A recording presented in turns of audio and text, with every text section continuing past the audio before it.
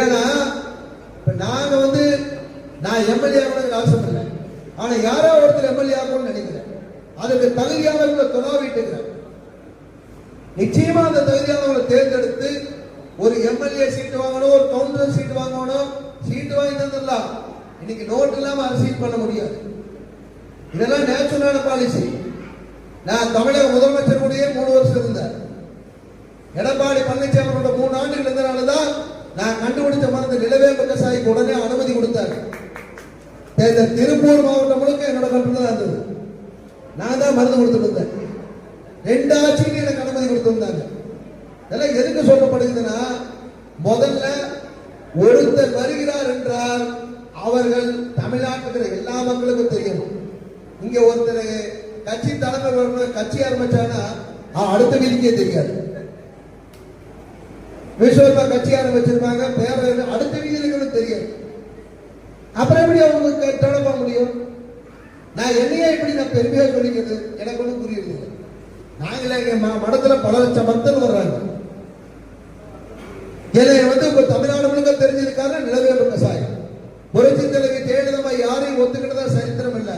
பாபுஜி சாமி ஒருத்தர் தான் புரட்சி தலைவி ஜெயலலிதாவை பார்த்து பாராட்டப்பட்ட சாமி நம்ம ஒருத்தர் தான். இன்னைக்கு மொரிஷியஸ் நாட்டு ஜனாதிபதி மரத்துக்கு வந்தார். அவர் நிலவேம்பு கசாயத்துடைய பார்லா வாங்கிட்டு போனாங்க. உலக நாடுகள்லாம் இந்த நிலவேம்பு கசாயத்தை கொடுக்குது. கொரோனா காலகட்டத்தில் பல லட்சம் மக்களை காப்பாற்றணும். அதன் மூலியமா பலருடைய அனுபவம் இருக்கு. அதனாலதான் இன்னைக்கு அரசியல் தலைவர்கள் எல்லாம் எங்கிட்ட ஒரே வார்த்தை கேட்டது, உங்க சமுதாயத்தை ஒன்றுபடுத்துவதற்கு முடிந்த அளவுக்கு செய்யுங்க. நிச்சயம் ஒன்றுபடுத்துறது கஷ்டம். எந்த சமுதாயத்தையும் ஒன்றுபடுத்த முடியாதுங்க. எந்த சமுதாயம் ஒற்றுமை நம்ம சமுதாயத்தில் இந்த அளவுக்கு நம்ம இருக்கிறோம். நான் பாராட்டிக்கிறேன். என்னை பொறுத்தவரை என்ன நடத்திருக்கிற எல்லா கூட்டமும் வெற்றி கூட்டமா தான் நான் ஃபீல் பண்றேன். நான் எதையுமே சடிச்ச கூட்டமா நினைக்க மாட்டேன். நிச்சயமா ஏன் தெரியுமா, நான் மோலே சொல்லியிருக்கேன். எனக்கு வயசு 46 தான், 47 40. இனி எனக்கு வருஷம் இருக்குது, பல ஆண்டுகள் இருக்குது. அதற்குள்ளார இந்த சமுதாயத்தை ஒழுங்குபடுத்தி ஒருத்தர் கொண்டு போய் நான் சட்டமன்றத்தில் உட்கார வச்சிருவேன். அது நிச்சயமா நடக்கும். அது ஆனா பெண்ணான்னு தெரியல. சாமி 7 நிமிஷம் கோரிக்கை எதுக்கு போராடணும்? எதுக்காக பெண்களை திரண்டி ஒவ்வொரு மாவட்டத்திலையும் போராடணும்? எதுக்காக தமிழ்நாடு பாண்டிச்சேரி கூட்டமைப்பு இந்த அங்க போனது இந்த அடையாளம் ஒவ்வொருத்தருக்கு கூட்டணும்? இதுக்கெல்லாம் காரணம் இருக்கு. நம்ம சமுதாயத்துல பொதுவா சமுதாயத்தின் மேல ஜாதி பற்று இல்லை. நான் பற்றற்று இருக்கிற பற்றை விட்டு பற்றுடன் வாழ்கின்றதுதான் வள்ளுவன் வாக்கு. ஒரு சாமியாருக்கு ஜாதி பற்று இருக்கக்கூடாது. எனக்கு ஜாதி பற்று கிடையாது. ஆனால் இந்த மதத்துடைய ஆணி வேற இந்த விஸ்வகர்மா சமுதாயம் தான். இந்த விஸ்வகர்மா சமுதாயம் இந்து மதமே இல்லை. அப்ப இந்த இந்து மதத்தை காப்பாற்றணும், விஸ்வகர்மா சமுதாயத்தை காப்பாற்றணும், சிற்ப வேலைக்காரர்களை காப்பாற்றணும், கண்ணார் சமுதாயத்தை காப்பாற்றணும், தச்சு வேலைக்காரர்களை காப்பாற்றணும், தங்க வேலைக்காரர்களை காப்பாற்றணும், இரும்பு வேலைக்காரர்களை காப்பாற்றணும். இவங்க எல்லாத்தையும் அறியாமைங்கிற இருள் சூழ்ந்துருச்சு. எல்லாரும் அவங்களுக்குள்ளார ஒரு சின்ன சின்ன கூட்டமா உட்காந்துக்கிட்டாங்க. இதை மாத்தணும் சாமி அரசியல் இருக்கு. அரசியல இறங்கினா எதுக்கு எனக்கு பயங்கர வார்த்தை எனக்கு கிடையாது. எனக்கு சின்ன வயசுல இருக்கிற பயங்கர வார்த்தை கிடையாது. யாருக்கும் பயந்துக்க மாட்டேன். பேருக்குதான் சாமியா இருப்பேன். பேசிட்டு இருப்பதை பட்டாரம் அடிச்சுட்டு போயிட்டே இருப்பேன். நம்ம அடிதான் ஃபர்ஸ்ட் அடி விழுக்கணும். அப்பதான் அரசியல நிக்க முடியும். என்னடா சாமி இப்படி பேசுறாருன்னு கேட்கக்கூடாது. நான் ஒருத்தர்கிட்ட சொன்னேன், அரசியல் சொல்லும் போது, சாமி நீங்களாம் ஆசாரிகள்லாம் வரலாம அரசியல் சொன்னேன். நான் சொன்னேன், நான் விபூதி கொடுக்கிற சாமி கிடையாது, ஆடு வெட்டுற சாமி. தாலிக்கு எதற்கும் பயப்பட மாட்டேன். என் சமுதாயத்தை முன்னுக்கு கொண்டு வருவேன் சொல்லிவிட்டு தென் மாவட்டத்தில் போய் பிரச்சாரம் பண்ணி நாம் சமூக மக்களை பலரை ஒன்று நிறுத்தினேன். தைரியம் அரசியலுக்குள்ள நுழைய முடியுமா? மிரட்டி விட்டுற மாட்டான். மிரட்டிடும் கட்ட மாட்டான். ஏன் நம்ம சமூகத்தில் யாரும் தலைவர முடியல? கவுன்சிலர் எனக்கு என்ன போது சுயேட்சினா வீட்டுக்கு எவ்வளவு மிரட்டல் வரும் தெரியும். பாபுஜி சாமிகள் எடப்பாடி பழனிசாமியுடைய தீவிர ஆதரவாளர், நரேந்திர மோடி ஆதரவாளர் எல்லாத்துக்கும் தெரியும். ஆனால் திமுக ஏன் சாமிக்குன்னு ஒரு வலிமை வச்சிருக்காரு, பலம் வச்சிருக்காரு உங்களுக்கு தெரியும். அந்த மாதிரி ஒண்ணு தெரிஞ்சுக்குங்க. எதற்கும் பயப்படாம இருப்பவர் மட்டும்தான் அரசியல தலைமை ஏற்க முடியும். இந்த வாட்ஸ்அப்லையும் பேஸ்புக்லையும் சண்டை போட்டு தலைமை ஏற்க முடியாது. பாஞ்சமணி பேசிட்டு தண்டை வைப்பேன். சேவை செய்யறதுக்கு ஒரு அமைப்பு இருக்கணும். வீட்டுச்சு சேவை செய்யுங்க. மக்களுக்குன்னு ஒரு அமைப்பு இருக்கணும். அரசியலுக்குன்னு ஒரு அமைப்பு இருக்கணும். சேவை செய்யற அமைப்பு சேவையை நிறுத்திக்கிட்டோம். அரசியல் அமைப்பு மட்டும்தான் மக்களுடைய அதிகாரத்துக்கு கொண்டு செலுத்த முடியும். எதுக்கு அரசியல் அதிகாரம் வேணும்? உங்களுக்கு எல்லாம் தெரியுமா? பெண்கள் நல்லா தெரிஞ்சுக்குங்க. எல்லா பெண்களும் கேட்டுக்குங்க. ராணிப்பேட்டை மாவட்டத்துல விஸ்வகர்மா தச்சு தொழிலாளருடைய பெண் 14 வயசு பொண்ணு 10th படிக்குது. 4 மணிக்கு பால் வாங்கிட்டு வர அவங்க அப்பா போயிருக்காரு. அவங்க அப்பா போயிட்டு வர அரை மணி நேரத்துக்குள்ளார ஒரு கொடூரம் உள்ள வந்து அந்த பொண்ணை 33 இடத்துல வெட்டிட்டான்.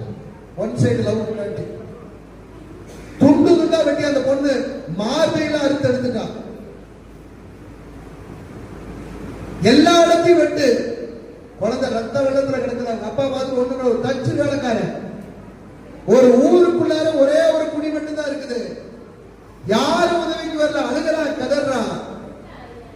அந்த ஊர்ல இருக்கிற சங்கங்களும் உதவி பெற முடியல. நானும் எல்லாரும் பண்ணுவாங்கன்னு பாத்துக்கிறேன். 10 நாள் ஆகி போச்சு, ஒண்ணும் பண்ண முடியல. சாமி தூத்துக்குடியில ஒரு ஆர்ப்பாட்டம் வச்ச அனுமதி மறுத்துட்டாங்க. என்னுடைய மாவட்ட தலைவர்கிட்ட சொல்லி ஹைகோர்ட்ல அனுமதி வாங்க சொன்னேன்.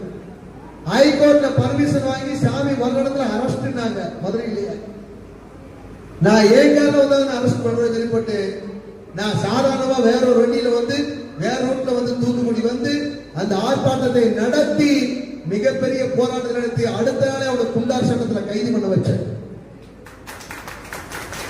அவங்க அம்மாவும் அப்பாவும் அழுகிறாங்க.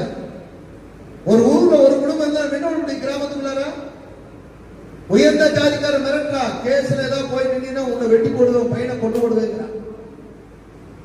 அவங்க பயந்து நடந்தாங்க. அப்ப பாபோஜி சாமிகள் இல்ல, தமிழ்நாடு பாண்டிச்சேரி கூட்டமைப்பு முழுமையா நின்றுச்சு அவங்க பின்னாடி. அதற்கு பின்னாடி மாண்புமிகு அமைச்சர் கீதா ஜீவனை சந்திச்சு நிலைமை விளக்கிற உடனே கீதா ஜீவன் உண்மையே எஸ்பி கூப்பிட்டு அடுத்த ஒரு வாரத்தில் போக்சோ சட்டம் போடப்பட்டு அந்த குடும்பத்துக்கு நீதி வாங்கி கொடுத்தேன்.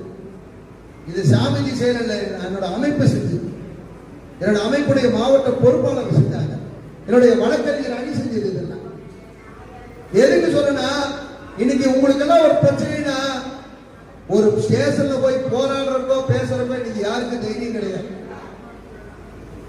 யாரோ ஒருத்தர் தைரியமா போவதற்கு ஆள் இல்ல. இந்த நிலை மாறணும்னா எல்லாத்தையும் கத்தி எடுங்க, அருவாள் எடுங்க, எல்லாரும் அரசியலுக்கு சொல்ல கிடையாது. யாரோ ஒருத்தர் வந்து அவங்க பின்னாடி வாங்க தான் நான் சொல்றேன். நான் வந்து உட்கார்ந்து எனக்கு தெரியும், நேற்று நைட் எல்லாம் வந்து உட்கார்ந்து யாகம் பண்றோம், எவ்வளவு பேர் யாகத்துக்கெல்லாம் காணி கட்டுவாங்கன்னு மகாலிங்கத்துக்கு சுரேஷ்கெல்லாம் தெரியும். என்னோட யாகத்துக்கு வந்துருக்காரு. இதே இவரே வந்தாலும் 3 மணி நேரம் 4 மணி நேரம் லைன் நிற்பாங்க என்ன பாக்குறது. 3 மணி நேரம் லைன் நின்னா மட்டும்தான் எங்கிட்ட விபூதி வாங்க முடியும். அருள்வாக்குக்கு பணத்தை கட்டி போட்டு 2000 பணம் கட்டி போட்டு 2 நாள் வெயிட் பண்ணணும் என்ன பாக்குறது. ஆனா நான் ஏன் இங்க வந்திருக்கேன், ஏன் இந்த சமூகத்துக்காக வேண்டி இந்த படத்தை கொண்டு வந்திருக்க?